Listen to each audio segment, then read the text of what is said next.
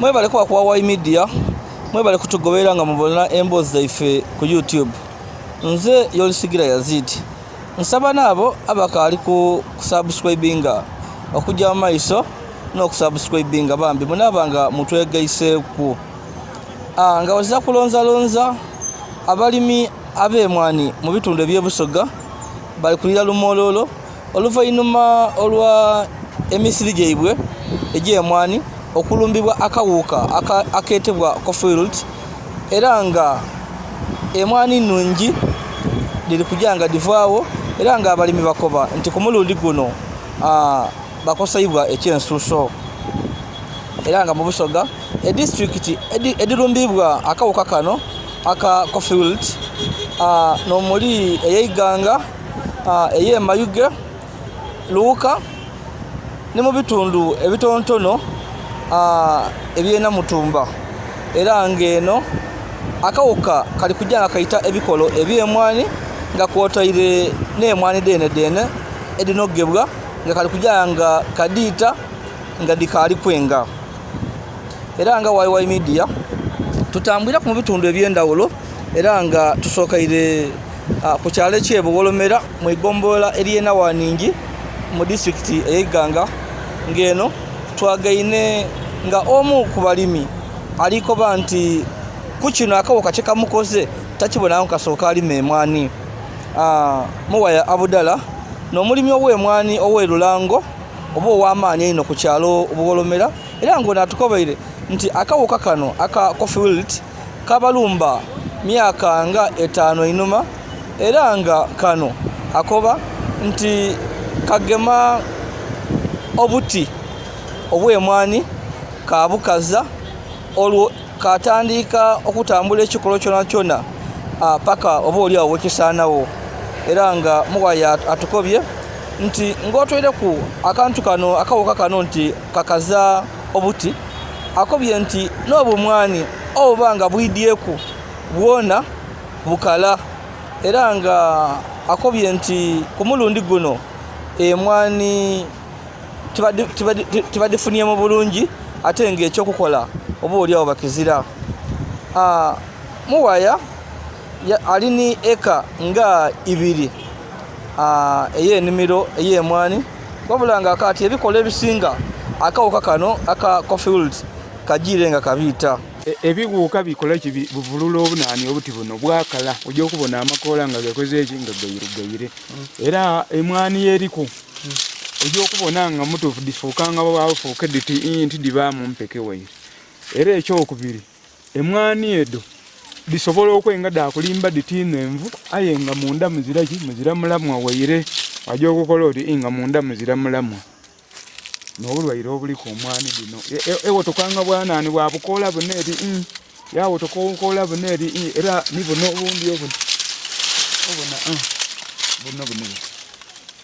obutokanga bwabo butoke niye dibanga dibaire kudasigala nga diwiike mungi okuva ebinuma ere yona dibaire nga it's my best source of income. Okuva ere ne disobola okumfacilitatinga n'asomesa abaana bwe nabanga butuufu buli kintu kyona kyendowooza kiva mu omwanyi muno. Mu myaka olisenga 15 okuva enuma eyo akawuka kano kagire nga katulumba era kabanga kakendeeziiza n'anigundi ebikolo bye tulinabyo emwami ewotoka bwemala okuwotoka niye banga etaire ku emwanyi eri ogibona nga busitooku buno bukola ki bukala bwabukale bwe bumala okukala emwanyi eyo niye banga pretendinze oti eyenze ojja okulinga munda mulengo mulamwa muzira angajja katuli yakaetsumbua lingeno nze ndowooza nti oba kaviira mu mizi kaviira mu mizi kaida paka eno mu busaga obw'emwanyi kati oluba oli kunoga obusaga obundi ate bukutukanga bukutuke ate awandi emwanyi dakalaye nga dikalina tusa kiseera oba kyakola kishakwenga just kadikaza obukaze batinganika nakalireetera emwanyi okola ki okukala. Ategeziza nti ebyokulima babalagira eddagala ery'okozesa, wabula yakati eddagala lino liri expensive oba lya bbeeyi nga abantu bene nga ab'omu byalo tibasobola kyenda gavumenti okuvaayo okubanga ebayambako. Tutukomya tutambwire kuko ne mu bitundu ebyendawulo nga tutuse ku emagogo ku kyalo kino kiri mu igombe ly'ennaala Wanyindyera wabula nga abalimi eno yona bali kwemagaza bakoba nti akawuka kyakabakoze tibakibonanga kuku era nga bakoba nti kuluno emwanyi tibadifunyemu akawuka kano katambulira kaviira nani gondi yansi eno gati kaniina aye katambulira muno katambulira muno olumala nga kayidanga kanjira munani mugondi muno mu buti buno bustoko buno era mbano oli kubona akatulika n'akali mu muno obuwuka muno mwe buli tambulira muno ojo okugema oti oba obairo oli kuno ganga kameneka bumeneke obuno obuzibu obuwuka buno ngai mu abalimi yesebo agemensa gede mwa dakala no mwani bubaku bwabanga buli kunkumuka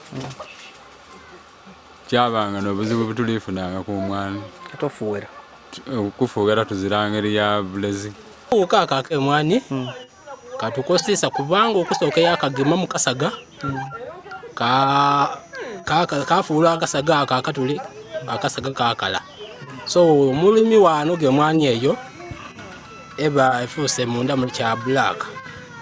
yaba ekiwewesi nga ife abalimi tubati tunawo tutanye enungi omuti gwobe yosubira kwekira oba for example tusagoye tusubira ku kilo 2 osobola otola kilo nga 10 enamu eidagala obuzibu mpambe tulina eidagala liri expensive oja watuuka kulita endala eti bakukoba emitwalo 4 mpera anu wetuvaawo n'okufuuwa kwona facilities edifuuwa twena dabanga ntono yino aye ng'obulezi buliyo striker akola bulungi ni saipa akola ayengera tugezizaako ayengera kikoze eki kikalemye okusinzira ku income yetulinayo saawa eno olwokubanga omusiri omunene nga guno gukwetaagisa obe n'erita otiitaano diti which is difficult okubanga osobola okukola kyokukyafoodinga saawe so twenda government intervention either osobola okutuyambako abalimi basinzi ano basaba gavumenti nti evweyo bambidde balumuukirire oidi kyenedukira bulungi nti ekirime ekyemwani kyali kyamaanyi no mu Busoga wabula olw'okuba nti ebikaado byayidda abantu bajanga abasinga batolawo emwani nga bayizaawo ebikaado wabula oluvannyuma ate olw'ebikaado okugwa abantu abandi abalimi abandi babe batandise okwizaawo emwani era nga n'abo abatono babeere nga bakalina emwani daibwe babeere nga baditereeza baboneke nga badifunamu akasente era nga beeyi emwani wendogera ano ebeire ennimye nga emwani embisi ekire emwani embisi yewandiyeso oba kibooko egula shillings 10 ate enkalu da beeyi batukobera tiri kujja mu 15 so abalimi basinze ano ab'emwani bavaayo basaba gavumenti nti bambye bayambe n'eidagala erifuwera emwani